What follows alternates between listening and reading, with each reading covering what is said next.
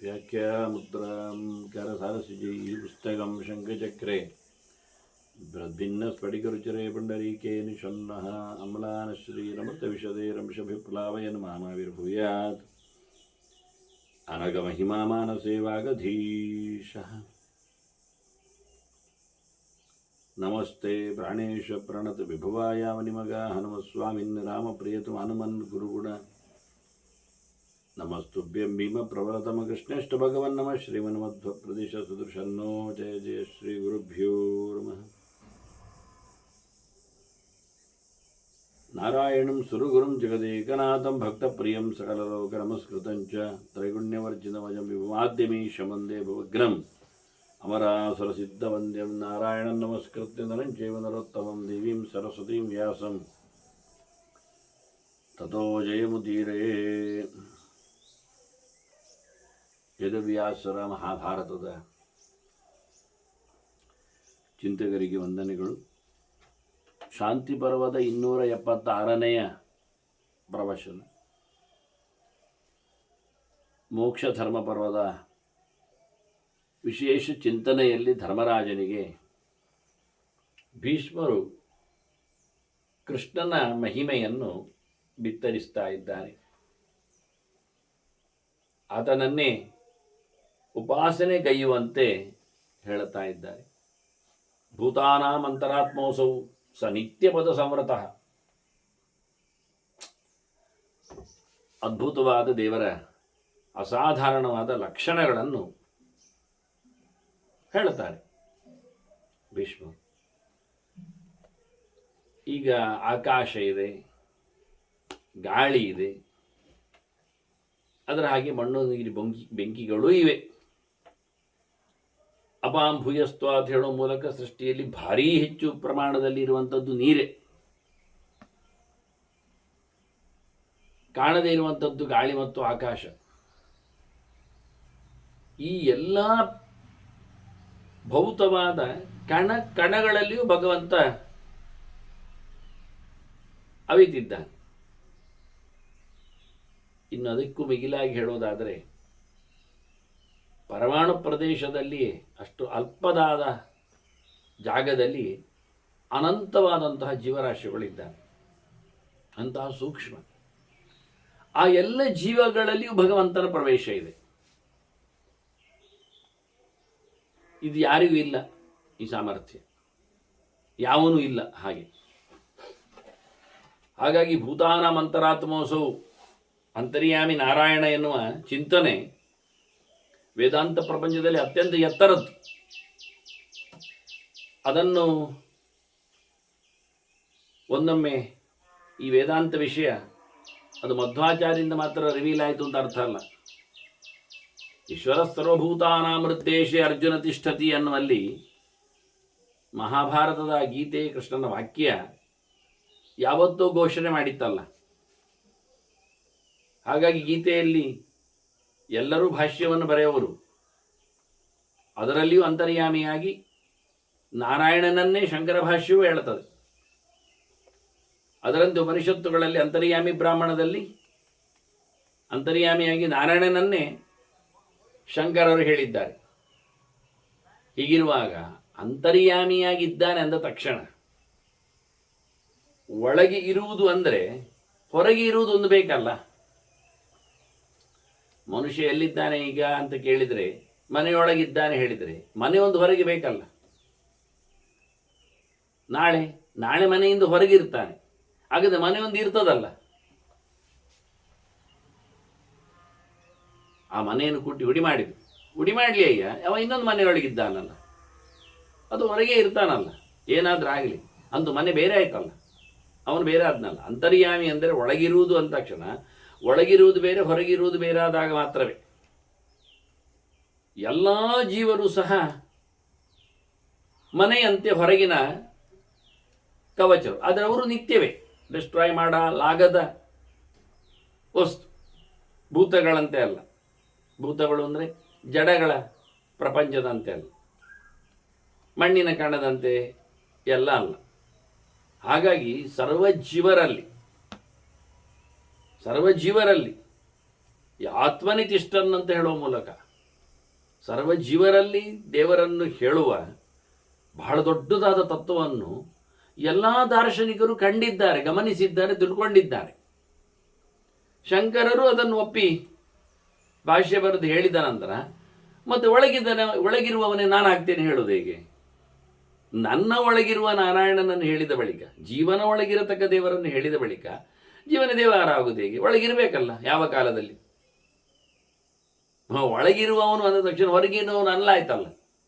ಒಂದು ಸಮಯದಲ್ಲಿ ಆದರೂ ಜೀವನ ಒಳಗೆ ದೇವರಿದ್ದಾನೆ ಹೇಳಿದ ತಕ್ಷಣ ಜೀವ ಎನ್ನುವ ಹೊರಗಿದ್ದಾನೆ ಅಂದರೆ ಜೀವನ ಒಳಗೆ ದೇವರು ಹೋಗ್ಲಿಕ್ಕೆ ಬರ್ತಾ ಇದ್ರೆ ದೇವರ ಒಳಗೆ ಜೀವ ಹೋಗ್ಲಿಕ್ಕೆ ಬರುವುದಿಲ್ಲ ಆಯ್ತಲ್ಲ. ಅವನಿಗೆ ಪ್ರವೇಶ ಅನರ್ಹತ ಉಂಟು ಅಂತ ಆಯ್ತಲ್ಲ. ಅವನ ಇಷ್ಟ ಬಂದಾಗಿ ದೇವರು ನುಂಗ್ಬೇಕಷ್ಟೆ.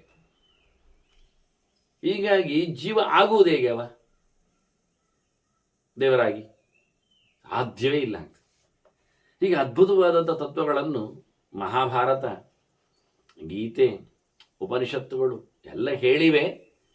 ಆದರೂ ಮತ್ತೆ ಪುನಃ ಪ್ರತಾರಕ ಅಂದರೆ ಮೋಸ ಮಾಡೋದು, ಜನರನ್ನು ಟೊಪ್ಪಿ ಹಾಕುದು. ಕೊನೆಗೆ ಭೂತಾನಾಮಂತರಾತ್ ಮೋಸವು ಸನಿತ್ಯ ಪದ ಸಂವೃತಃ. ಇನ್ನೊಂದು ವಾಕ್ಯ ಕೊಡುತ್ತಾನೆ ಭೀಷ್ಮ, ಎಲ್ಲರ ಒಳಗೆ ಇದ್ದಾನೆ ಅಂತ ಒಂದಾಯ್ತಲ್ಲ, ಒಬ್ಬನನ್ನೂ ಬಿಡದೆ ಅಂತ. ಮತ್ತು ಉಳಿದವರು ಎಲ್ಲರಿದ್ದಾರಲ್ಲ, ಅವರ ನೆಲೆಗಟ್ಟುಗಳು ಗಟ್ಟಿ ಇಲ್ಲ ಅಂತಾನೆ. ಹಾಗಾಗಿ ಬ್ರಹ್ಮಾದಿಗಳ ಬಗ್ಗೆ ಒಂದು ಮಾತು ಹೇಳ್ತಾನೆ, ಬ್ರಹ್ಮನೊಳಗಿದ್ದಾನೆ, ರುದ್ರನೊಳಗಿದ್ದಾನೆ. ಅವ್ರು ಯಾರು ಒಬ್ಬೊಬ್ಬರು ಒಂದೊಂದು ಬೇರೆ ಬೇರೆ ಕೆಟಗರಿಯಲ್ಲಿ ನಿಂತವರು, ಯಾರು ಒಬ್ಬರು ಇನ್ನೊಬ್ಬರು ಅಲ್ಲ. ಇಲ್ಲಾದರೆ ಯಾಕೆ ಹೆಸರು ಬೇರೆ ಆಗ್ತದೆ? ಯಾಕೆ ಪೊಸಿಷನ್ ಬೇರೆ ಆಗ್ತದೆ? ಯಾಕೆ ಮಹಿಮೆಗಳು ಬೇರೆ ಆಗ್ತವೆ? ನಾರಾಯಣಾತ್ ಬ್ರಹ್ಮ ಜಾಯತೆ, ನಾರಾಯಣಾತ್ ರುದ್ರೋ ಜಾಯತೆ ಅಂತ ಸ್ಪಷ್ಟವಾಗಿ ಇದು ಶ್ರುತಿಗಳು ಇದನ್ನೆಲ್ಲರೂ ಹೇಳ್ತಾರೆ, ಪಾರಾಯಣ ಮಾಡ್ತಾ ಇರ್ತಾರೆ ಯಾವಾಗಲೂ. ಅದನ್ನು ಎರಡು ಯಾಕೆ ಬೇರೆ ಹೇಳಬೇಕು? ಒಂದೇ ಇರುವುದಾಗಿದ್ದರೆ, ಅವನು ಇವನು ಒಬ್ಬನೇ ಆಗಿದ್ದರೆ ಹೇಳೋದೆಲ್ಲಿ ಬಂತು ಪ್ರತ್ಯೇಕವಾದಂತಹ ಸೃಷ್ಟಿಯನ್ನು? ಹೀಗಾಗಿ ಇಂತಹ ನೆಲೆಯಲ್ಲಿ ಉಳಿದವರೆಲ್ಲರ ಜಾಗ, ಅವರ ಸ್ವರೂಪ, ಅವರ ವ್ಯವಸ್ಥೆ ಇದೆಲ್ಲವೂ ನಿತ್ಯ ಅಲ್ಲ ಅಂತಾರೆ. ಸ ನಿತ್ಯ ಪದ ಸಂವೃತ. ಪದ ಅಂದರೆ ಒಂದು ಸ್ಥಾನ ಅಂತ ಅರ್ಥ, ಪದ ಅಂದರೆ ಅದನ್ನು ಸ್ವರೂಪ ಅಂತ ಅರ್ಥ. ಮತ್ತೆಲ್ಲರೂ ಅವರದ್ದು ಪರಿಪೂರ್ಣವಾದ ನಿತ್ಯವಾದ ಸ್ವರೂಪ ಅಲ್ಲ. ಇವತ್ತು ಬ್ರಹ್ಮ ಯಾರಿದ್ದಾನೆ, ಬ್ರಹ್ಮಾಂಡದ ಅರಸನಾಗಿದ್ದಾನೆ, ಅವನು ನಿತ್ಯನೂ ಹಾಗಲ್ಲ. ಯಾಕೆ? ಅವನ ಬ್ರಹ್ಮಾಂಡ ಅರಸೊತ್ತಿಗೆ ಹೋಗ್ತದೆ. ಹಾಗೆ ಪ್ರತಿಯೊಬ್ಬರದ್ದು ಸಹ ಅವರದ್ದೇ ಆಗಿರತಕ್ಕಂಥ ಭೌತ ದೇಹಗಳಿಗೆ, ಲಿಂಗ ದೇಹಗಳಿಗೆ, ಸ್ಥೂಲವಾದ ಸೂಕ್ಷ್ಮವಾದ ಎಲ್ಲ ದೇಹಗಳಿಗೂ ನಾಶ ಇದೆ. ವಾಯುರನಿಲಂ ಅಮೃತಮತೆಯಿಂದಂಬ ಸ್ಮಾಂತಂ ಶರೀರಂ ಅಂತೇಳಿ ಎಲ್ಲರದ್ದು ಸಹ ದೇಹಗಳಿಗೆ ನಾಶ ಇದೆ. ಅದರಿಂದ ಅವರ ಸ್ವರೂಪ ನಾವು ತಿಳಿದಾಗಿ ಈಗ ಗೊತ್ತಿದ್ದಾಗಿ ಅಲ್ಲ. ಮತ್ತೆ ಅವರು ಮುಕ್ತರಾದಾಗ ಅವರ ಬಗ್ಗೆ ನಮಗೆ ಗೊತ್ತಿಲ್ಲ. ಆದ್ದರಿಂದ ಈಗ ಬ್ರಹ್ಮಾದಿ ದೇವತೆಗಳ ಲೋಕಕ್ಕೆ ನಾವು ತೆರಳಿದರೆ ಹಿಂದೆ ಬರಲಿಕ್ಕೆ ಉಂಟು. ಅದು ಶಾಶ್ವತವರ ಸ್ಥಾನವೂ ಅಲ್ಲ, ಅವರಿಗೂ ಶಾಶ್ವತ ಅಲ್ಲ, ಹೋದ ನಮಗೂ ಶಾಶ್ವತ ಅಲ್ಲ. ಆ ಬ್ರಹ್ಮಭುವನ ಲೋಕ ಪುನರಾವರ್ತಿನ ಅರ್ಜುನ ಕೃಷ್ಣ ಹೇಳುತ್ತಾನೆ. ದೇವರಲ್ಲಿ ಮಾತ್ರ ಹೋದವನಿಗೆ ಹಿಂದೆ ಬರಲಿಕ್ಕಿಲ್ಲ, ಹೊರತು ಮತ್ತೆಲ್ಲರಿಗೂ ಹಿಂದೆ ಬರಲಿಕ್ಕೆ ಉಂಟು. ಯದ್ಗತ್ವಾನ ನಿವರ್ತಂತೆ ತದ್ಧಾಮ ಪರಮಮ್ಮ. ಕೃಷ್ಣ ಹೇಳುತ್ತಾನೆ, ನನ್ನ ಜಾಗಕ್ಕೆ ಬಂದವರು ಹಿಂದೆ ಬರುವುದಿಲ್ಲ. ನನ್ನದು ವೈಕುಂಠ, ನನ್ನದು ಶ್ವೇತದ್ವೀಪ, ನನ್ನದು ಅನಂತಾಸನ. ಇವರದ್ದು ಹಾಗಲ್ಲ. ಇವರ ಬ್ರಹ್ಮಲೋಕಗಳು, ಸತ್ಯಲೋಕಗಳು, ಸ್ವರ್ಗಲೋಕಗಳು ಇದು ಯಾವುದು ಸಹ ಶಾಶ್ವತ ಇಲ್ಲ. ಅವರು ಅಲ್ಲಿರುವುದಿಲ್ಲ. ಅವರ ಚಿಂತನೆ ಮಾಡಿದರೆ ದೇವಾನ್ ದೇವಯೋಜೋ ಯಾಂತಿ, ಯಾವಾಗ ಅವರಿರುವವರೆಗೆ. ಮತ್ತೆ ಅವರೇ ಇಲ್ಲದಿದ್ದಾಗ ವಾಪಸ್ ಬರಬೇಕು. ಭೂತೇಜ್ಯ ಯಾಂತಿ ಭೂತಾನಿ, ಒಂದು ಭೂತಗಳಿಗೆ ಅವುಗಳಿಗೊಂದು ಕಡೆಯಾದರೂ ಆಗುವುದಿಲ್ವ ಪಾಪ, ಎಷ್ಟು ಅಂತ. ಹಾಗಾಗಿ ಅವುಗಳು ಹೋದಾಗ ಇವನಿರುವುದಿಲ್ಲ. ಎಲ್ಲ ಲೋಕಗಳು ಅಶಾಶ್ವತವಾಗಿದೆ. ಭಗವಂತನ ಮಾತ್ರ ಲೋಕ ಸನಿತ್ಯ ಪದಸಮರತಃ. ಅವನ ಸ್ವರೂಪವು ಬದಲಾಗದ್ದು. ಬಾಹ್ಯವಾದ ಯಾವುದೇ ರೀತಿಯಾದಂತಹ ದೇಹಗಳನ್ನು ಅದು ಪಡೆಯುವುದಿಲ್ಲ. ಅದನ್ನು ಯಾರೂ ಸಹ ಯಾವುದೇ ರೀತಿಯಾದ ಏನು ಮಾಡಲಿಕ್ಕೂ ಆಗದೇ ಇರುವುದಿಲ್ಲ. ಅವನ ನಾಮಗಳು ಶಾಶ್ವತಗಳಾದವು, ಇವರದ್ದು ಅಲ್ಲ. ಇವರದ್ದು ಪ್ರತ್ಯೇಕ ಆಗ್ತದೆ, ಹೊರಟು ಹೋಗ್ತದೆ. ಆಧಿಕಾರಿಕವಾದ ವ್ಯವಸ್ಥೆ ಹೇಳಿದರೆ ಸ್ವರ್ಗಪಾಲ ಅಂತ ಹೇಳಿದರೆ, ಅವು ಸ್ವರ್ಗದಿಂದ ಬಿಟ್ಟು ಹೋಗುವಾಗಿಂದ ನನ್ನನ್ನು ಸ್ವರ್ಗಪಾಲ ಕರೀತಿ ಅಂತದ್ದು. ಹೀಗಾಗಿ ಭಗವಂತನದ್ದಾಗಲ್ಲ. ಅವನದ್ದೆಲ್ಲ ಗುಣಗಳು, ನಾಮಗಳು ಗುಣಾತ್ಮಕವಾದ್ದರಿಂದ ಅರ್ಥಪೂರ್ಣವಾಗಿರ್ತದೆ. ಸಕಲ ಶಬ್ದ ವಾಚ್ಯತ್ವವನಲ್ಲಿದೆ. ಆದ್ದರಿಂದ ವೇದೇಶ ಸರ್ವೈಹಿ ಅಹಮೇ ವೇದ್ಯ ಅಂತ. ಎಲ್ಲ ವಿಷಯಗಳು ಹೇಳುವಂತಹ ಸಂಗತಿಗಳು ವೇದ ಆದಾಗ ಸಕಲ ದೇವತೆಗಳ ನಾಮಗಳು ಅಲ್ಲಿ ಇರುವಾಗ ಅವರೆಲ್ಲರೂ ಇಲ್ಲದೆ ಹೋಗುವುದರಿಂದ ಪ್ರಳಯ ಕಾಲದಲ್ಲಿ ಆ ವೇದಗಳು ನಿತ್ಯ ಆಗುವುದರಿಂದ ಅಲ್ಲಿರತಕ್ಕಂಥ ಎಲ್ಲ ಪದಗಳು ನಿತ್ಯನನ್ನೇ ಹೇಳುತ್ತವೆ. ನಿತ್ಯ ಪದ ಸಮೃತ, ನಿತ್ಯ ಪದಗಳಾದ ವೇದದಿಂದ ಯಾವತ್ತೂ ಹೊಗಳಲ್ಪಡುವವ. ಅಂದರೆ ತುಂಬ ಅರ್ಥಗಳಿವೆ ಇಲ್ಲಿ ಹೇಳಲಿಕ್ಕೆ ಹೋದಾಗ. ಇದನ್ನು ಭೀಷ್ಮರು ಕೃಷ್ಣನ ಬಗ್ಗೆ ಹೇಳೋ ಮಾತು. ಕೃಷ್ಣನೇ ಹೇಳಿಕೊಂಡಿದ್ದಾನೆ ಎನ್ನುವ ಅರ್ಥ ಆಗುವಾಗ ಇದಕ್ಕೆ ಅರ್ಥ ಒಳ್ಳೆಯದಾಗ್ತದೆ. ಅವನ ಮಾತುಗಳಿಗೆ ನಾಮಗಳಿಗೆ ಯಾವತ್ತೂ ಸಹ ವ್ಯತ್ಯಾಸ, ವಿರೋಧ, ವಿಕಾರ, ವ್ಯರ್ಥ ಇಲ್ಲಿ ಯಾವುದೂ ಇರುವುದಿಲ್ಲ ಅನ್ನೋ ನೆನೆಯಲ್ಲಿ ಸನಿತ್ಯ ಪದ ಸಂವೃತ ಶ್ರೂಯತಾಮಸ್ಯ ಸದ್ಭಾವ ಮತ್ತೆ ಸಮ್ಯಕ್ ಜ್ಞಾನಂ ಯಥಾ ತವ ಭವೇತ್ ಏತತ್. ನಿನಗೆ ಅವನ ಮೇಲಿನ ಒಳ್ಳೆಯ ಭಾವ, ಭಾವೋ ಭಕ್ತಿಶ್ಚ ವಚನಂ, ಭಾವ ಅಂದರೆ ಭಕ್ತಿ ಅಂತ ಅರ್ಥ ವಾಕ್ಯವಾಗಿ. ಸದ್ಭಾವ ಅಂದರೆ ಒಳ್ಳೆ ರೀತಿಯಾದ ನಂಟು, ವಿಶ್ವಾಸ, ಪ್ರೀತಿ, ಭಕ್ತಿ. ಅದೆಂಥದ್ದು ಭಕ್ತಿಯಲ್ಲಿ ಮತ್ತೆ ಒಂದು ಹಾಳು ಭಕ್ತಿ, ಪರ್ಕಟ ಭಕ್ತಿ, ಒಳ್ಳೆಯದಲ್ಲದ್ದು ದುಷ್ಟ ಭಕ್ತಿಯಿಂದ ಇರ್ತದೆ, ಆಗ್ತದೆ. ಕೆಲವೊಮ್ಮೆ ಹಾಗೆ ಆಗುವುದುಂಟು. ಅಂದರೆ ಪ್ರೀತಿ ದುಷ್ಟವರ್ತಿಯಿಂದ ಆಗ್ತದೆ. ಈಗ ಒಂದು ದಾರಿಯಲ್ಲಿ ಹೋಗುವ ಅಥವಾ ಕಾಡಿನಲ್ಲಿರುವ ಒಂದು ಯಾವುದೊಂದು ಪ್ರಾಣಿಯ ಮರಿಯನ್ನು ಎಳೆತಂದು ಕಟ್ಟಿ ಹಾಕಿದರೆ ಅದು ವಿರೋಧಿಸ್ತದೆ, ಬುಸುಗುಡುತ್ತದೆ, ಹಾಯಲು, ಕಚ್ಚಲು, ಪರಚಲು ಎಲ್ಲ ಬರ್ತದೆ. ಆದರೆ ನಾವು ಅದನ್ನು ಕಟ್ಟಿಗಿಟ್ಟೆಲ್ಲ ಹಾಕಿದ್ದರಿಂದ ಅದಕ್ಕೆ ತಪ್ಪಿಸಿಕೊಳ್ಳಿಕ್ಕೆ ಆಗ್ತಾ ಇಲ್ಲ, ನಮ್ಮ ಮೇಲೆ ಪೂರ ಎರಗಲಿಕ್ಕೆ ಆಗ್ತಾ ಇಲ್ಲ. ಆದರೆ ನಾವು ಅದಕ್ಕೆ ಒಂದಿಷ್ಟು ತಿನ್ನಲಿಕ್ಕೆ ಹಾಕ್ತೇವೆ, ಆಗದು ತಿಂತದೆ. ಮನುಷ್ಯನಿಗೆ ಎಂತ ಅಲ್ಲಾದರೂ ತಿನ್ನುವುದು ಅಂದಾಗ ಅವನು ಎಲ್ಲ ಸರೆಂಡರ್ ಆಗ್ತಾನೆ. ತಿನ್ನಲು ಕೊಡುವವರಲ್ಲಿ, ಕುಡಿಯಲು ಕೊಡುವವರಲ್ಲಿ ತನ್ನ ಪರಿಪೂರ್ಣವಾದ ಸೋಲನ್ನು ಆತ ಒಪ್ಪಿಬಿಡ್ತಾನೆ. ಹಾಗಾಗಿ ಇದಕ್ಕೆ ತಿನ್ನಿ ಹಾಕುವಾಗ ಬಾಯಿ ಮುಚ್ಚಿಕೊಳ್ತದೆ. ಮೊದಲೆಲ್ಲ ಪರಚಲು, ಹಾರಲು, ಬುಸುಗುಟ್ಟಲು, ಕಚ್ಚಲು ಎಲ್ಲ ನೋಡಿಕೊಂಡದ್ದು ನೀವು ಅದರ ಪಕ್ಕದಲ್ಲಿ ತಿನ್ನಲಿಕ್ಕೆ ಆಗುವಾಗ ಸುಮ್ಮನೆ ಆಗ್ತದೆ. ತಿನ್ನ ನಂತರ ಮತ್ತೆ ಪುನಃ ಅಲರ್ಟ್ ಆಗ್ತದೆ. ಇದನ್ನು ರುಟೀನ್ ಮಾಡಿಕೊಂಡ ಡೈಲಿ ತಿನ್ಲಿ ಕೊಟ್ಟಾಗ ಅದಕ್ಕೆ ಪ್ರತಿ ಸತಿ ಸಹ ಇವನ ಮೇಲೆ ರೇಗ ಆಡೋದು ಬೇಡ ಅಂತ ಅನಿಸ್ತದೆ. ತಿನ್ಲಿಕ್ಕೆ ಕೊಡ್ತಾನಲ್ಲ, ತಿನ್ಲಿಕ್ಕಿರ್ತದಲ್ಲ.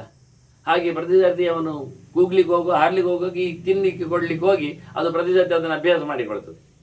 ಅದನ್ನು ಯಾರು ತಿಂಡಿ ಕೊಡ್ತಾನೆ, ತಿನ್ಲಿಕ್ಕೆ ಕೊಡ್ತಾನೆ, ಯಾರು ಹತ್ತಿರ ಬರ್ತಾನೆ ಅವನಿಗೆ ತನ್ನನ್ನು ಮುಟ್ಲಿಕ್ಕೋ ಮಾತಾಡಿಸ್ಲಿಕ್ಕೋ ಎಲ್ಲ ಬಿಡುತ್ತದೆ. ಇದು ಅವನನ್ನು ಪ್ರೀತಿಸ್ತಾ ಉಂಟು ಅಂತ ಅರ್ಥ ಅಲ್ಲ. ಅದು ಪ್ರೀತಿಸುವುದು ತಿಂಡಿಯನ್ನು, ತಿನ್ನುವುದನ್ನು, ತಿನಿಸನ್ನು ನೆನಪಿಟ್ಕೊಳ್ಳಿ. ಇದಕ್ಕೆ ಭಕ್ತಿ ಅನ್ನುವುದಿಲ್ಲ. ಸರಿ, ಭಕ್ತಿ ಪ್ರೀತಿ ಅವನ ಮೇಲೆ, ಪಾಲಕರ ಮೇಲೆ, ತಂದವನ ಮೇಲೆ ಅದಕ್ಕೊಂದು ರೀತಿ ಅನುರಾಗ. ಆದರೆ ಇದು ಒಳ್ಳೆ ಭಕ್ತಿ ಅಲ್ಲ. ಅದಕ್ಕೊಂದು 4 ದಿನ ಮತ್ತೆ ತಿನ್ಲಿಕ್ಕೆ ಕೊಡದೇ ಇದ್ರೆ ಹತ್ತಿರ ಬಂದರೆ ಹಾರ್ಲಿಕ್ಕೆ ಹೋಗ್ತದೆ, ಮತ್ತಷ್ಟು ಗರ್ವ ಇರ್ತದೆ. ಏನು ತಿನ್ಲಿಕ್ಕೆ ಕೊಟ್ಟಿಲ್ಲ, ನಾನು ಕರ್ಕೊಂಬಂದಿದ್ದಿ, ಹಾಕ್ಕೊಂಡಿದ್ದಿ, ಇಲ್ಲಿ ನನಗೆ ಸ್ವಾತಂತ್ರ್ಯ ಅಪಹಾರ ಮಾಡಿದಿ ಹೇಳಿಕೊಂಡಿನಷ್ಟು ಗರ್ವ ಇರ್ತದೆ. ಅದನ್ನು ಇಲ್ಲಿ ಹೇಳ್ತಾರೆ, ದೇವರ ಮೇಲೆ ಹೆದರಿಕೊಂಡು ರೇಗಿಕೊಂಡು ಅವನ ಹತ್ತಿರದಲ್ಲಿ ಕೊಡ್ತಾನಲ್ಲ, ಅವನ ಅಪ್ಪ ತಂದಿದ್ದಾನೆ ಹೇಳಿಕೊಂಡು ಅವನ ಹತ್ತಿರ ಓಡುವುದಲ್ಲ. ಅತಿ ಪೂರ್ಣವಾದ ಪ್ರೀತಿಯಿಂದ, ವಿಶ್ವಾಸದಿಂದ, ಒಳ್ಳೆಯ ಭಾವನೆಯಿಂದ. ಅದು ನಿನಗೆ ಅವನ ಮೇಲೆ, ದೇವರ ಮೇಲೆ ಭಕ್ತಿ ಹೇಗೆ ಬರ್ತದೆ?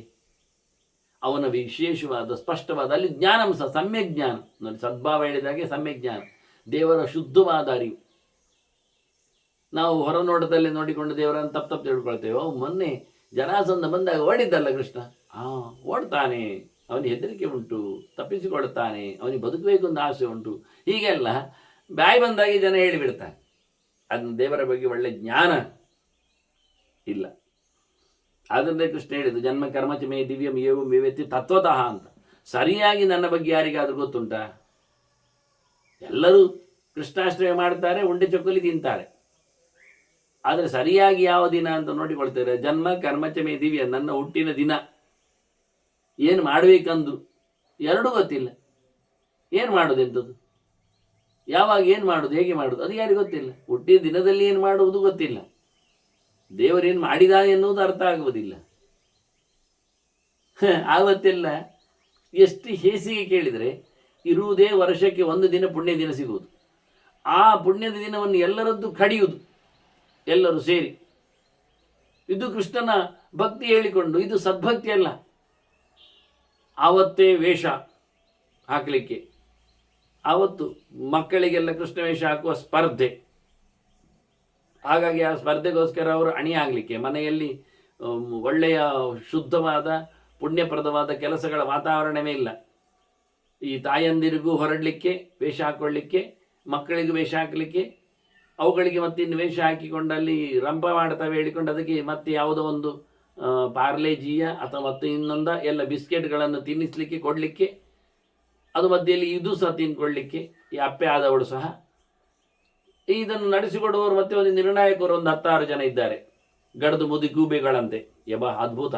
ಅವುಗಳಿಗಿಂತದ್ದೇ, ಅವುಗಳಿಗೆ ಅಲ್ಲಿ ಒಂದು ಕುಡಿಲಿಕ್ಕೆ ಈ ಪ್ಲಾಸ್ಟಿಕ್ ಬಾಟಲಲ್ಲಿ ಇರ್ತದೆ, ಮಧ್ಯೆ ಮಧ್ಯೆಯಲ್ಲಿ ಕುಡಿತಾ ಇರ್ತವೆ. ಅವುಗಳು ನಿರ್ಣಾಯಕರೆಲ್ಲ ಮಾರ್ಕ್ ಹಾಕಿ ಎಂತ ಇವುಗಳಿಗೆ ಜನ್ಮದಲ್ಲಿ ಇವುಗಳದ್ದು ಮಾರ್ಕ್ ಹಾಕ್ಲಿಕ್ಕೆ ಬರಬೇಕು ಮೊದಲು, ಇನ್ನು ಯಾವ ನರಕಕ್ಕೆ ಹೋಗ್ತಾವೆ ಅಂತ.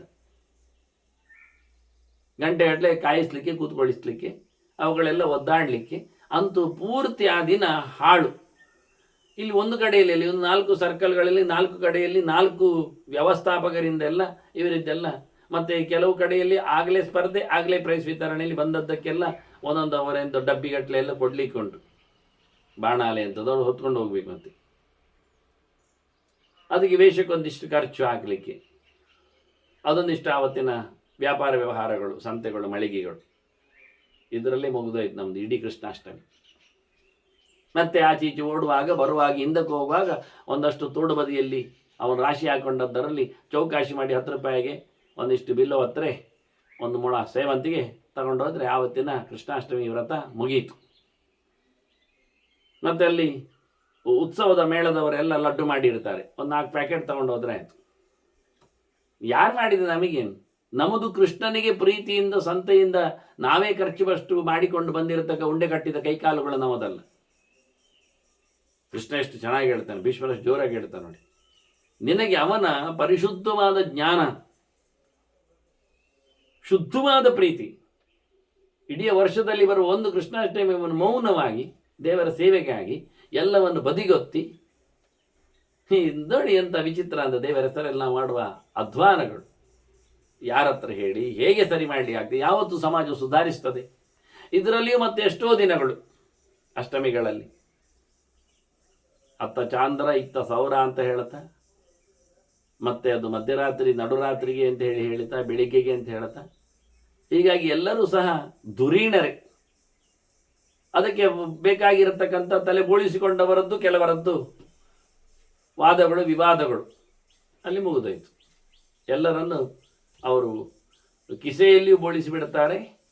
ಇನ್ನು ಆವತ್ತಿನ ರಾತ್ರಿಯೋ ಮರುದಿನವೋ ಉತ್ಸವಗಳಲ್ಲಿ ಮತ್ತೆ ಸಿಕ್ಕ ಬಿಕ್ಕವರ ಮೇಲೆ ಮೈ ಮೇಲೆಲ್ಲ ತೂರಾಡಿಸಿಕೊಳ್ಳಿಕ್ಕೆ ಉಂಡೆ ಚಕ್ಕುಲಿ ಅಂತ ಹೇಳಿಕೊಂಡು ಇನ್ನಷ್ಟು ನಾಚಿಕೆಗಳು. ಒಂದು ಪ್ರಸಾದವನ್ನು ಚೆನ್ನಾಗಿ ಕೈಯಲ್ಲಿ ಕೊಟ್ಟು ಇದು ನಾಯಿಗಳಾಗಿ ಪ್ರಾಣಿಗಳಾಗಿ ಕಿತ್ತಾಡಿಕೊಂಡು ಕಚ್ಚಾಡಿಕೊಂಡು ಈ ಎಲ್ಲಿ ಏನು ವಾಕ್ಯಗಳನ್ನು ಗುರುತಿಸ್ತಾರೆ ತಮ್ಮ ಸಂಪ್ರದಾಯಗಳನ್ನು ಅಂತ ಹೇಳಿಕೊಳ್ತಾ ಸಂಸ್ಕೃತಿಯನ್ನು ಅಳಿಸ್ತಾರೆ, ಅರ್ಥ ಆಗುವುದಿಲ್ಲ.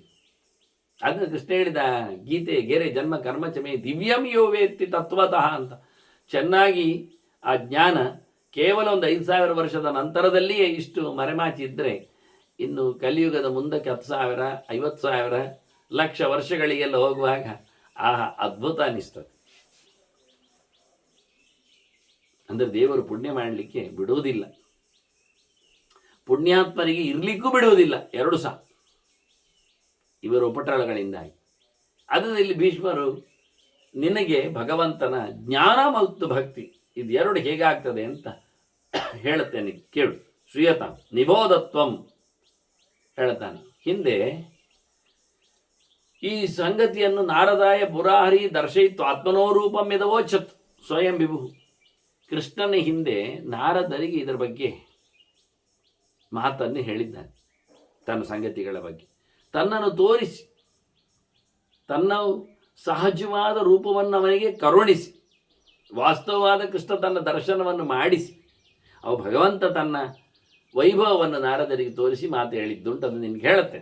ಪುರಾ ದೇವರ್ಷಿ ಶ್ರೀಮಾನ್ ನಾರದ ಪರಮಾರ್ಥವಾನ್ ಚಚಾರ ಪೃಥ್ವೀಂ ಕೃಷ್ಣಾಂ ತೀರ್ಥಾನಿ ಅನುಚರನ್ ಪ್ರಭು.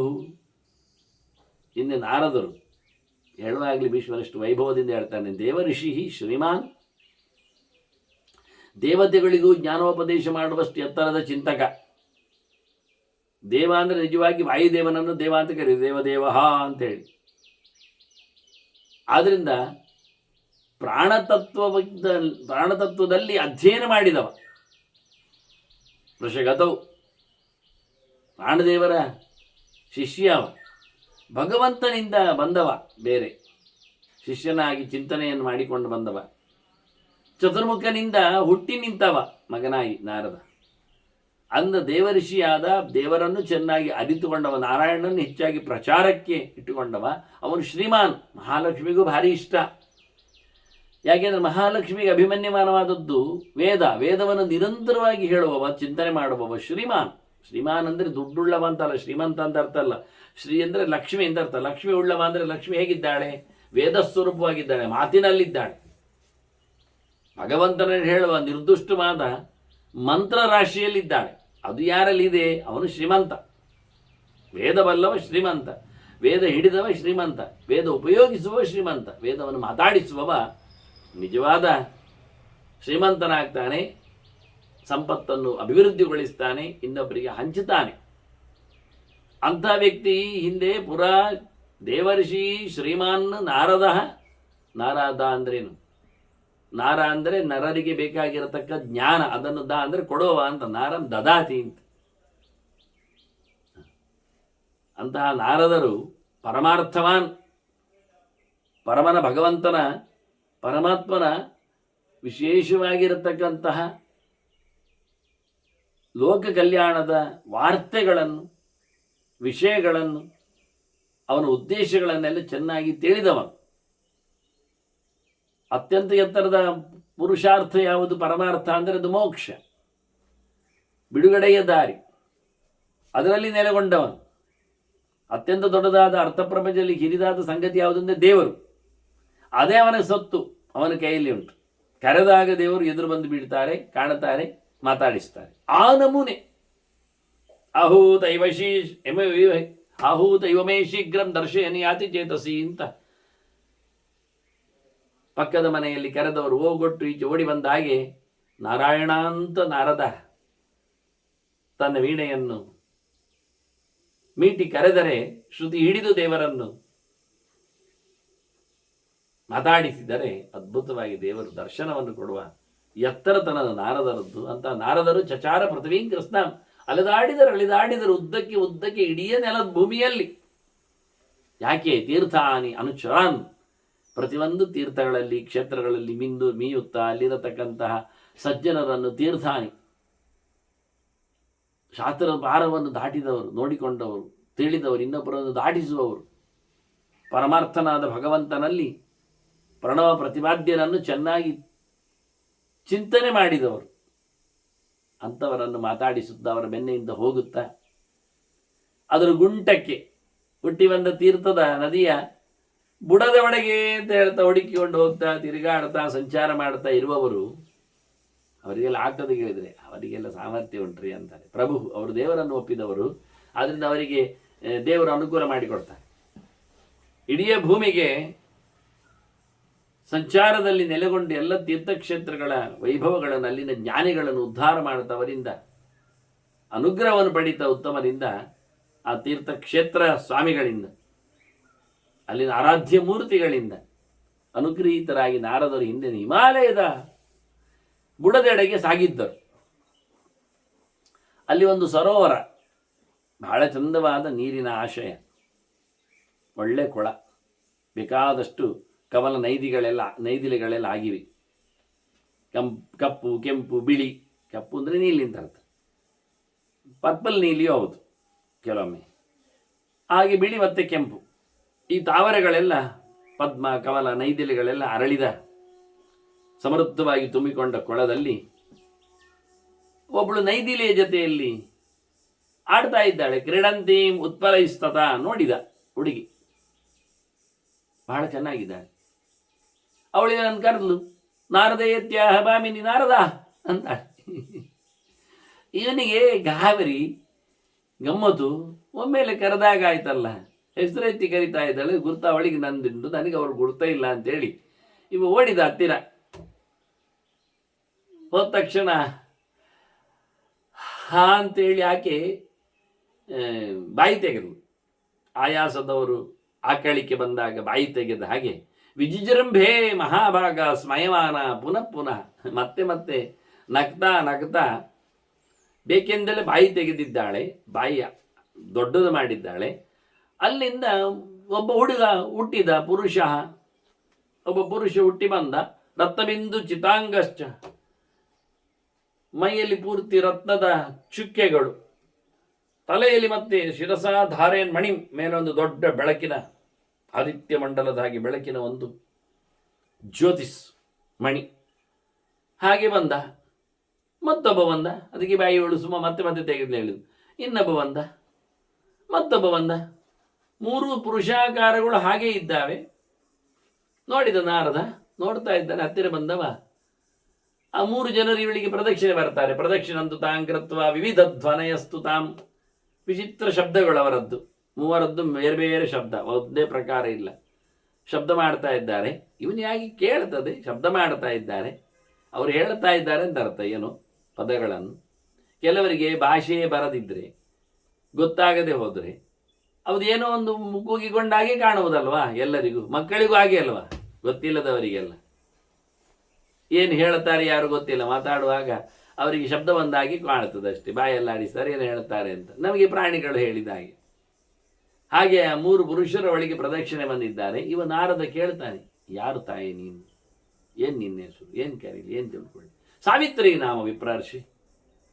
ಋಷಿಯೇ ನಾನು ವಿಪ್ರ ಋಷಿ ಅಂತಾನೆ. ವಿ ಅಂದರೆ ವಿಷ್ಣು, ಅವನಿಂದ ಅಂದರೆ ಪೂರಾದವ ಅಂತ. ದೇವರಿಂದ ಪೂರನಾದವ, ದೇವರಿಂದಾಗಲಿ ಎಲ್ಲರೂ ಪೂರ ಆಗೋದು. ಏನಿದ್ರೆ ಪೂರ ಆಗ್ತದೆ, ಏನಿದ್ರೂ ಪೂರ ಆಗುವುದಿಲ್ಲ.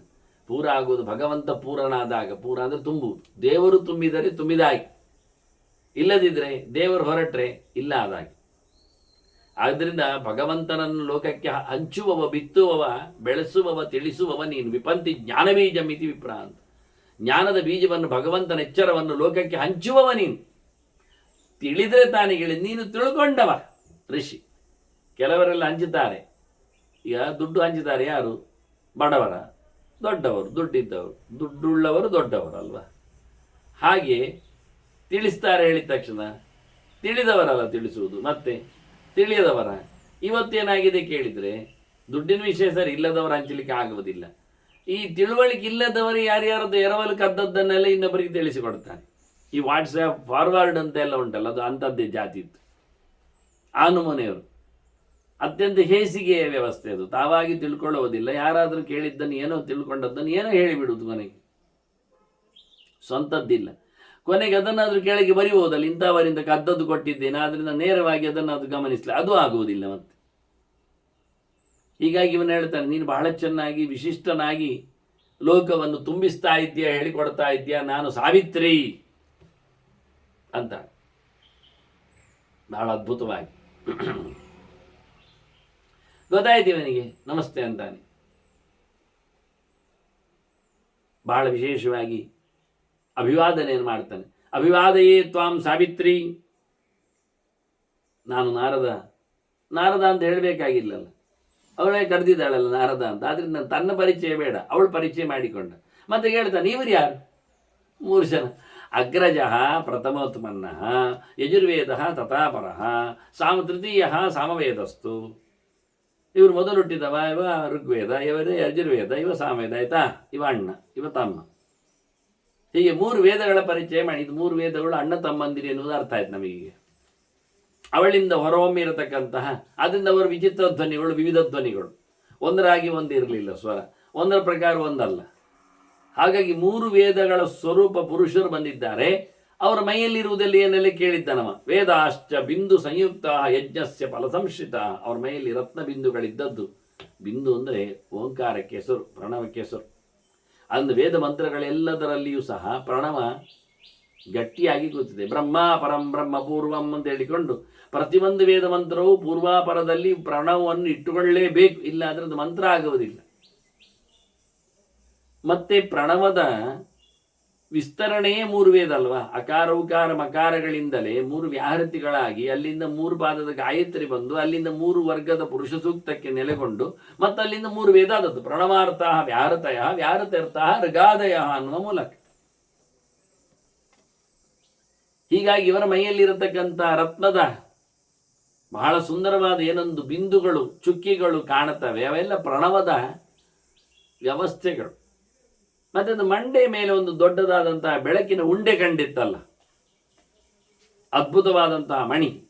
ಅದೇ ಅಂತ ಕೇಳಿದರೆ ಅದು ಜ್ಯೋತಿಷ್ಯೆ, ಅದು ಬೆಳಕೆ. ಅದಕ್ಕೆ ಅದು ಭಯಂಕರ ದೊಡ್ಡದೇ. ನನಗೂ ಪೂರ ಅರ್ಥ ಆಗಲಿಲ್ಲ. ಋಷೇ ಜ್ಞೇಯಂ ಮಮಾಪಿ ಮಯಾಚಾಪಿ.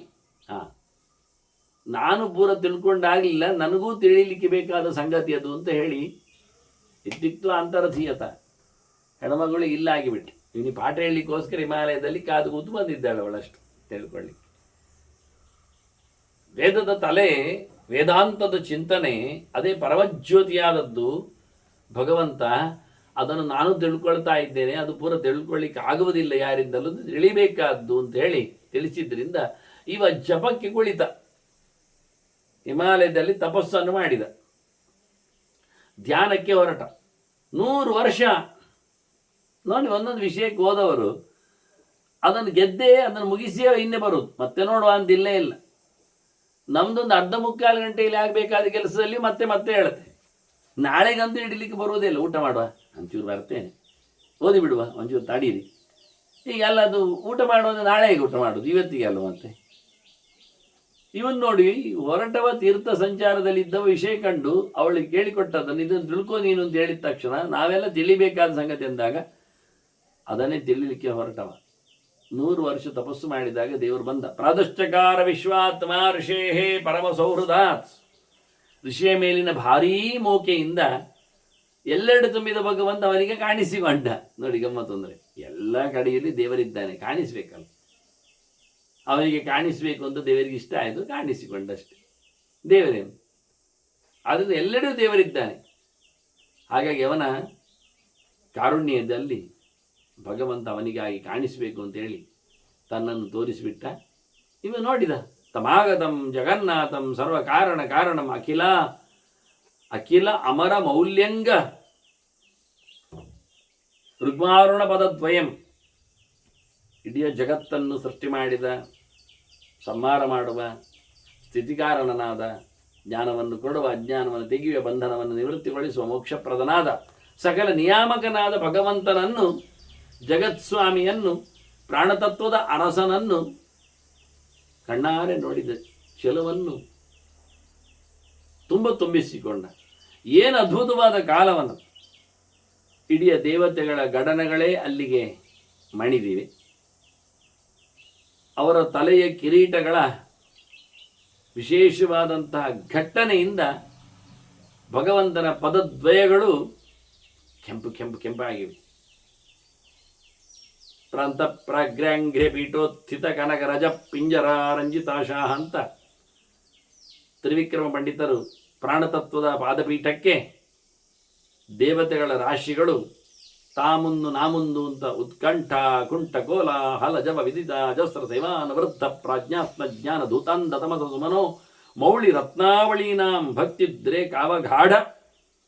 ಅತ್ಯಂತ ಭಕ್ತಿಯಿಂದ ಗಡಕ್ಕನೆ ಅವರು ಘಟ್ಟಿಸಿಕೊಂಡಾಗ ಭಕ್ತಿದ್ರೆ ಕಾವಗಾಢ ಪ್ರಕಟನ ಸಘಟಾತ್ಕಾರ ಸಂಘೃಶ್ಯಮಾಣ ಪ್ರಾಂತ ಪ್ರಾಗ್ರ್ಯಾಂಘ್ರಿ ಪೀಠೋತ್ಥಿತ ಕನಕರಜ ಪಿಂಜರ ರಂಜಿತಾಶ. ಆ ರತ್ನ ಕಿರೀಟಗಳ ಪಾದಪೀಠದ ಘಟ್ಟನೆಯಿಂದ ಪುಡಿಗಟ್ಟಿದ ಆ ಎಲ್ಲ ಕಿಡಿಗಳು, ಬೆಳಕಿನ ರೇಸುಗಳು ಸುತ್ತಮುತ್ತಲು ಹಬ್ಬಿ ದಿಕ್ಕು ದೆಸೆಗಳನ್ನು ಬೆಳಗಿಸ್ತಾ ಇದ್ದು ಅಂದಾಗ ಎಷ್ಟು ಜನ ನಮಿಸ್ತಾ ಇದ್ದಾರೆ ನೋಡಿ.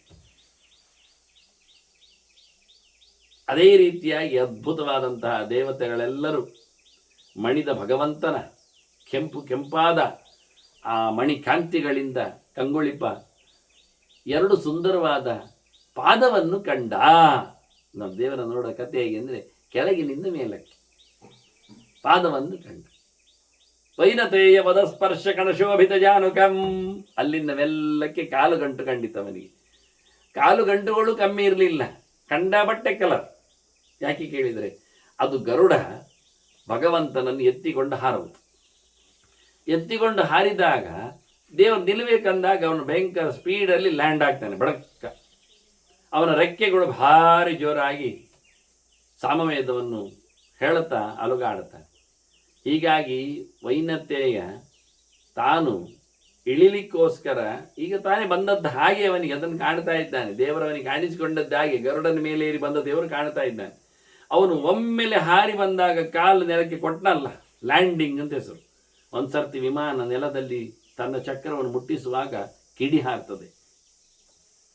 ಅಷ್ಟು ಸ್ಪೀಡಲ್ಲಿ ಬಂದು ಒಮ್ಮೆಲೆ ನೆಲ ಮುಟ್ಟಿದಾಗ ರಬ್ಬರ್ ಆದರೂ ಸಹ, ಸಿಮೆಂಟ್ ಆದರೂ ಸಹ ಮಧ್ಯದಲ್ಲಿ ಅದರಲ್ಲಿ ಡ್ಯಾಶ್, ಕ್ರ್ಯಾಶ್.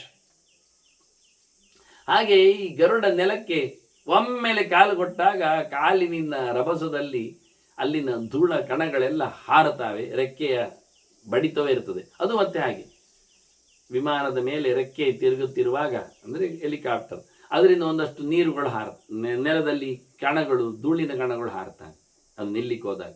ಹಾಗೆ ವೈನತೆ ಓಡಿ ಬಂದು ಗಾಳಿಯ ವೇಗದಲ್ಲಿ ಬಂದವ ನೆಲಕ್ಕೆ ತಾನು ಕಾಲು ಕೊಟ್ಟದ್ದರಿಂದ ಒಮ್ಮೆಲೆ ಅಲ್ಲಿರತಕ್ಕಂಥ ಧೂಳುಗಳು ಹಾರಿ ಅದು ದೇವರ ಗಂಟಿನವರೆಗೆ ಬಂದಿತ್ತು ಅಂತ. ನೀವು ಗಂಟಿನಲ್ಲಿ ಧೂಳಿತ್ತು, ಗರುಡನ ಹಾರುವಿಕೆಯಲ್ಲಿ ಎದ್ದ ನೆಲದ ಕಣಗಳವು ಅಂತ. ಏನಂತದ್ದು! ಪೀತಾಂಬರ ಲಸತ್ಕಾಂಚಿ ದಾಮಬದ್ಧ ಕಟೀತಟಂ, ಹಳದಿ ಬಟ್ಟೆಯನ್ನು ಸೊಂಟಕ್ಕೆ ಸುತ್ತಿಕೊಂಡಿದ್ದಾನೆ ದೇವರು. ಅದರ ಮೇಲೆ ಬಹಳ ಚಂದವಾದಂತಹ ಕಾಂಚೀಧಾಮವನ್ನು, ಬಂಗಾರದ ಉಡಿದಾರವನ್ನು, ಪಟ್ಟಿಯನ್ನು ಕಟ್ಟಿಬಿಟ್ಟಿದ್ದಾನೆ ಗಟ್ಟಿಯಾಗಿ. ಅಂತಹ ಸೊಂಟ ಅವನದ್ದು ನನಗೆ ಕಂಡಿತು, ಗೊತ್ತಾಯಿತು ಅಂತಾನೆ.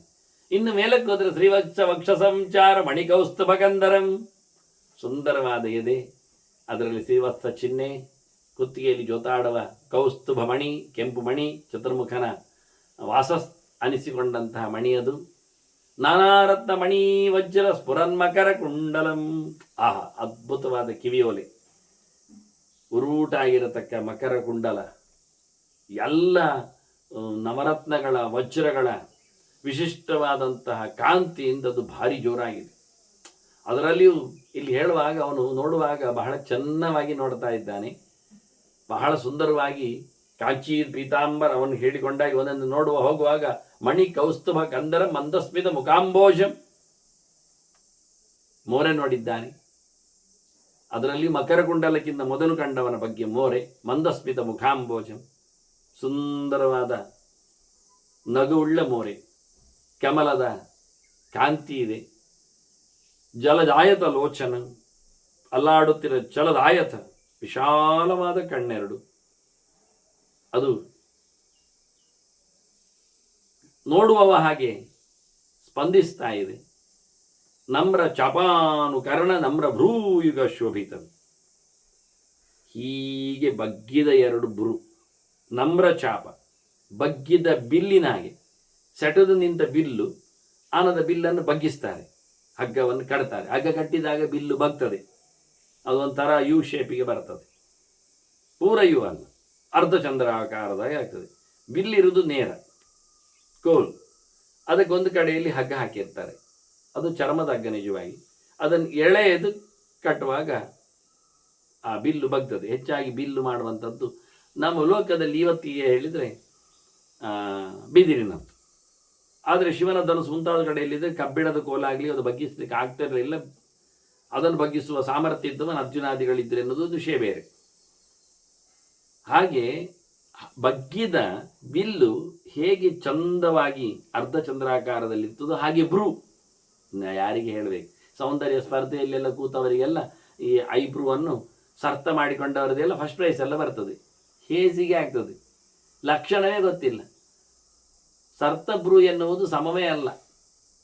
ಮತ್ತೆ ವಕ್ರದಲ್ಲಿ ಓರೆ ಹೀಗೆ ಒಂದು ವಕ್ರತೆ ಇರ್ತದೆ, ಹೀಗೆ ಮಾಡೋದೊಂದು ವಕ್ರತೆ, ಮೇಲಿಂದ ಕೆಳಗೆ ಹಾರುವಂಥದ್ದು. ಇನ್ನು ಕೆಳಗಿಂದ ಮೇಲಕ್ಕೆ ಹೋಗುವುದು ಕೆಲವು ಭ್ರೂ ಇರ್ತದೆ. ನ್ಯಾಚುರಲಿ ಇರ್ತದೆ, ಇಲ್ಲ ಅಲ್ಲ, ಕೆಲವು ಮಾಡಿಕೊಂಡದ್ದು ಮಾತ್ರ ಅಲ್ಲ, ಅದೆಲ್ಲವೂ ಅವಲಕ್ಷಣಗಳು. ಭ್ರೂ ಯಾವತ್ತೂ ವಕ್ರವಾಗಿರಬೇಕು, ಒಂದಕ್ಕೊಂದು ತಾಗಿರಬಾರದು. ಎರಡು ಭ್ರೂಗಳು ಕಾಣಬೇಕು. ಕೆಲವರು ಮಾಡಿ ಒಂದಕ್ಕೊಂದು ತಾಗಿದು ವೈರು ಚಂದ ಅಲ್ಲ, ಅದು ಹಾಳು, ಹೇಸಿಗೆ, ಅದು ಅವಲಕ್ಷಣ. ಪ್ರತ್ಯೇಕವಾಗಿರಬೇಕು, ಅಗಲವಾಗಿರಬೇಕು. ಮತ್ತು ಭ್ರೂ ಸಪೂರ ಅಲ್ಲ, ತುಂಬ ರೋಮಗಳಿರಬೇಕಲ್ಲಿ. ಅಂದ್ರೆ ಇವನದ್ದು ನಮ್ರ ಚಾಪ ಅನುಕರಣ ನಮ್ರ ಭ್ರೂಯುಗ ಶೋಭಿತಂ. ಅಲ್ಲಿ ಮತ್ತೆ ನಾನಾರತ್ನ ಮಣಿ ವಜ್ರ, ಮಣಿ ದೀರ್ಘ ಯಾಕೆ ಹೇಳಿದರೆ ವಾದರಾಜರು ಹೇಳ್ತಾರೆ ಅದು ದೀರ್ಘದಲ್ಲಿ ಈ ಅಂದರೆ ಲಕ್ಷ್ಮಿ ಇದ್ದಾಳೆ ಅಂತ. ಬಂಗಾರ, ವಜ್ರ, ವೈಡೂರ್ಯ, ನವರತ್ನ ಇವುಗಳೆಲ್ಲ ಮಹಾಲಕ್ಷ್ಮಿ ಮಹಾಸನ್ನಿಧಾನಗಳು. ಹಾಗಾಗಿ ಬಹಳ ಚಂದವಾಗಿ ಮಹಾಲಕ್ಷ್ಮಿಯಿಂದ ಅಲಂಕೃತನಾದ ಭಗವಂತ ಇದ್ದಾನೆ ಹೇಳಿಕೊಳ್ಳುವಲ್ಲಿ ಎಲ್ಲ ಶ್ರೀವತ್ಸದಲ್ಲಿ ಮಾತ್ರ ಅಲ್ಲ, ಅವಳು ಎಲ್ಲೆಡೆ ತುಂಬಿದ್ದಾಳೆ ಆಭರಣಗಳಲ್ಲಿ. ಇಂದ್ರನೀಲ ನಿಭಾಭಾಸಂ ನಿಭಾಭ ಇಂದ್ರನೀಲ ನಿಭಾಭಂ ತಂ.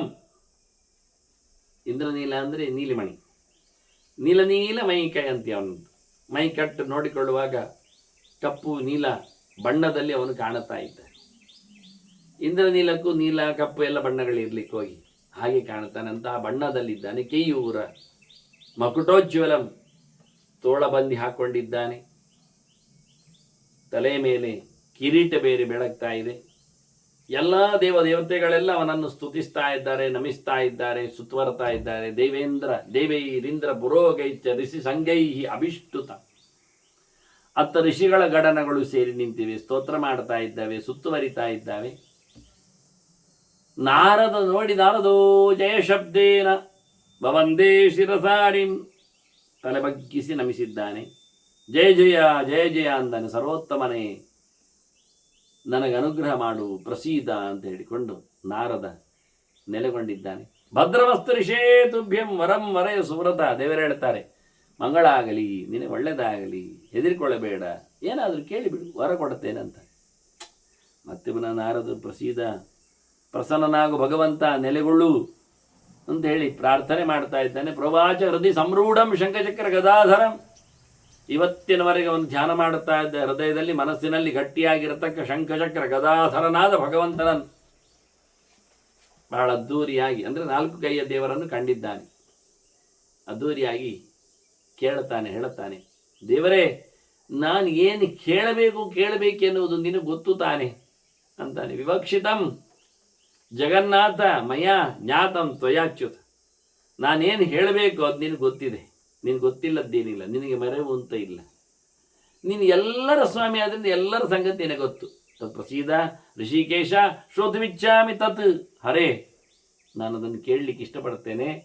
ಓ ಪಾಪ ಹರಿಯೇ, ಅಜ್ಞಾನವನ್ನು ದೂರ ಮಾಡುವವನೇ, ಎಲ್ಲರ ಇಂದ್ರಿಯಗಳೊಳಗೆ ನೆಲೆ ನಿಂತು ಕೇಳುವಂತೆ, ತಿಳಿಸುವಂತೆ, ತಿಳಿಯುವಂತೆ ಮಾಡುವವನೇ, ನಾನು ಕೇಳ್ತೇನೆ ಹೇಳುವಂತ. ಅವನೇನು ಯೋಚನೆ ಮಾಡಿದ್ದ ಅಂದರೆ ನೀನು ಹೇಗಿದ್ದೀಯ ಅಂತ ತಿಳ್ಕೊಳ್ಬೇಕು ಅಂತಲೇ. ಮತ್ತೆ ಯದೃಷ್ಟಂ ಮಮ ರೂಪಂತು ವೇದಾನಾಂ ಶಿರಸಿ ತ್ವಯ. ನಾನಿವತ್ತು ನಿನಗೇನು ಕಾಣಿಸಿಕೊಂಡೆ, ನೀನೇನು ನನ್ನನ್ನು ಕಂಡೆ ಹೀಗೆ ಅದ್ದೂರಿಯಾಗಿ. ಇದು ವೇದಾಂತದಲ್ಲಿ, ಉಪನಿಷತ್ತಿನಲ್ಲಿ, ವೇದದ ಕಡೆಯಲ್ಲಿ, ವೇದ ನಿರ್ಣಯದಲ್ಲಿ ಕಾಣುವಂತಹ ಸೌಭಾಗ್ಯ ಇತ್ತು. ಅದನ್ನು ಅರ್ಥ ಮಾಡಿಕೊಂಡವರಿಗೆ, ಅದನ್ನು ಓದಿಕೊಂಡವರಿಗೆ ಅದರಲ್ಲಿ ದೇವರು ಕಾಣುವ ಬಗೆ ಹೀಗಿರ್ತದೆ, ಅದು ನಿನಗೆ ಕಂಡದ್ದು ಅಂತ. ಸಾಮಾನ್ಯವಾಗಿ ನಿರ್ದ್ವಂದ್ವಾ ನಿರಹಂಕಾರ ಶುಚಯ ಶುದ್ಧಲೋಚನಾ ತಮ್ಮಾಂ ಪಶ್ಯಂತಿ. ಸುಖ ದುಃಖಗಳ, ಲಾಭಾಲಾಭಗಳ ಈ ದ್ವಂದ್ವಗಳ ಅದರ ಆಚೆಗೆ ನೆಲೆಗೊಂಡವರು, ಏರುಪೇರಿಗೆ ಯಾವತ್ತೂ ಬಗ್ಗದವರು, ಅಹಂಕಾರ ಪಡೆದವರು, ನಾನು ಅಂತ ಹೇಳಿಕೊಳ್ಳದವರು, ದೇವರ ದಾಸ ಅಂತ ಹೇಳಿಕೊಂಡು ನೆಲೆಗೊಂಡವರು, ಶುದ್ಧ ಮನಸ್ಸಿನವರು, ಶುದ್ಧ ಆಚರಣೆಯವರು, ಶುದ್ಧ ತಿಳಿಯಾದ ಕಣ್ಣಿನವರು, ಭಗವಂತನನ್ನು ಒಳ್ಳೆ ಬಗೆಯಲ್ಲಿ ನೋಡ್ತಾರವರು, ನನ್ನನ್ನು ನೋಡ್ತಾರೆ ಯಾವಾಗಲೂ. ತಮ್ಮಾಂ ಪಶ್ಯಂತಿ ಸತತಂ. ನಿನಗೆ ಇವರು ಬೇಕಾ? ತಾನು ಪ್ರಚ್ಛೇದಿ ಹೆಚ್ಚಿಸಿ. ಏನಂತೂ ಗೊತ್ತಾಗಬೇಕಾದ್ರೆ ಅಂಥವರಲ್ಲಿ ಮಾತು. ಕಂಡವರಲ್ಲಿ ಕೇಳು, ಕಂಡವರಲ್ಲಿ ಕೇಳುವುದಲ್ಲ. ನನ್ನನ್ನು ನೋಡಿದವರಲ್ಲಿ ಮಾತಾಡು. ಏನೋ ಬೇಕಾಬಿಟ್ಟು ಹೇಳುವವರಲ್ಲಿ ಕೇಳಿ ಏನು ಪ್ರಯೋಜನ ಇಲ್ಲ. ಇವತ್ತೆಲ್ಲ ಹಾಗೆ ಯಾರ್ಯಾರಲ್ಲಿ ಏನೇನೋ ಕೇಳಿಕೊಳ್ತಾರೆ. ಮತ್ತು ಹಾಗಲ್ವಾ ಹೀಗಲ್ವಾ ಹೇಳ್ತಾರೆ. ಯಾರು ಹೇಳಿದ್ರು? ಅದು ಯಾರೇ ಹೇಳಿದ್ರು, ಯಾರು ಅಂತ ಹೇಳೋದಿಲ್ಲ, ಅವರನ್ನು ಇವ್ರು ಮಜಾ ಮಾಡಬೇಕು ಮತ್ತೆ ಹೇಳಿದರೆ. ಹಾಗಾಗಿ ಕೇಳಿಕೊಂಡ್ರೆ ಇಬ್ಬರು ಒಟ್ಟಿಗೆ ಶ್ರಾದ್ದ ಹಾಕಿದ್ರೆ ಅವರು, ಅದಲ್ಲ, ಅದೆಲ್ಲ ನೋಡಿದಾಗಿ ನೆನಪು. ಮತ್ತೆ ಸರಿ ಇನ್ನೊಮ್ಮೆ ಕೇಳಿದರೆ ಅದೆಲ್ಲಿ ನೋಡಿದಾಗಿ ನೆನಪು ವಾಟ್ಸಪ್ಪಲ್ಲಿ ಕಾಣ್ತದೆ, ಎಲ್ಲಿ ಯಾರು ಕಾಣಿಸಿದ್ರು ಅದು ಗೊತ್ತಿಲ್ಲ ನೋಡಿ. ಮತ್ತೆ ತಪ್ಪಿಸುವುದು, ಬೇಡದಿದ್ದೇ ಇರುವುದು. ಮತ್ತೆ ಮೇಲೆ ಹೇಳುದು ಅದು ರಾವಣನ ಮಗಳಂತೆಲ್ಲ ಸೀತೆ, ಅವರಿಗೆ ಹೇಳು ಅಂತಲ್ಲ ಅಂದರೆ ಆಯ್ತಲ್ಲ, ಮತ್ತೆ ಅಂತ ಆಗಬೇಕು. ಸರಿ ಬಿಡಿ. ಅಲ್ಲ, ಮಗಳನ್ನು ಮದುವೆ ಆಗಲಿ ಹೋಗ್ತಾನವ, ಅಲ್ಲಿ ಗೊತ್ತಿತ್ತು ಮಗಳು ಅಂತ. ಎಲ್ಲಿದ್ದದು, ಎಲ್ಲಿ ನೋಡಿಕೊಂಡಾಗಿಟ್ಟು ನೆನಪುಂಟು. ನೆನಪೆಂತ ಮತ್ತೆ ಕರ್ಮ, ನೆನಪಿದ್ರೆ ಎಲ್ಲಿದ್ದು ಬೇಕಲ್ಲ. ಹೀಗಾಗಿ ಬಾಯಿ ಬಂದ ಪ್ರಶ್ನೆಗಳು ಮಾತಾಡುವುದು, ಹೀಗಾಗಿ ಅರ್ಥ ಆಗದ ಸಂಗತಿಗಳು. ಕೃಷ್ಣ ಹೇಳ್ತಾನೆ ಹಾಗಲ್ಲ, ಯಾರು ನೋಡಿದವರಿದ್ದಾರೆ ಅವರ ಹತ್ರ ನೀನು ಮಾತಾಡಿಸು, ನಿನಗೆ ಗೊತ್ತಾಗಬೇಕಾ ಅಲ್ಲಿ ಹೋಗಿ ಕೇಳು ಅಂತಾನೆ ಬಹಳ ಚೆನ್ನಾಗಿ. ಯೇ ಯೋಗಿನಃ ಮಹಾಪ್ರಾಜ್ಞಾ ಮದಂಶಾ ಯೇ ವ್ಯವಸ್ಥಿತ ಅವರು ಧ್ಯಾನವನ್ನು ಮಾಡಿದವರು, ಕರ್ಮಯೋಗದಲ್ಲಿ ಪರಿಣತರು, ಜ್ಞಾನ ಸಂಪಾದನೆ ಮಾಡಿದ ಮಹಾಯೋಗಿಗಳು, ಮಹಾಪ್ರಾಜ್ಞರು. ಅಂಥವರು ನನ್ನ ಅಂಶರೇ, ನನ್ನ ವಿಶೇಷವಾದಂತಹ ಆವೇಶಕ್ಕೆ ಪಾತ್ರರಾದವರು. ಅಂಥವರು ಅದ್ಭುತವಾದಂಥ ವಿಭೂತಿಗಳು ಇರುವ ಹಾಗೆ. ತೇಷಾಂ ಪ್ರಸಾದಂ ದೇವರ್ಷೇ ಮತ್ಪ್ರಸಾದಂ ಅವಹಿತತ್. ಅವರು ಮಾತಾಡಿದರೆ, ಅವರು ಅನುಗ್ರಹಿಸಿದರೆ, ಅವರು ನಿನ್ನನ್ನು ಒಪ್ಪಿಕೊಂಡರೆ, ಅವರು ನಿನಗೆ ತಿಳಿ ಹೇಳಿದರೆ ಅದು ನಾನು ಹೇಳಿದೆ ಅಂತಲೇ ಅರ್ಥ, ಅದು ನನ್ನ ಅನುಗ್ರಹ ಅಂತ ಅರ್ಥ, ನಾನು ಸಿಕ್ಕಿದೆ ಅಂತಲೇ ಅರ್ಥ.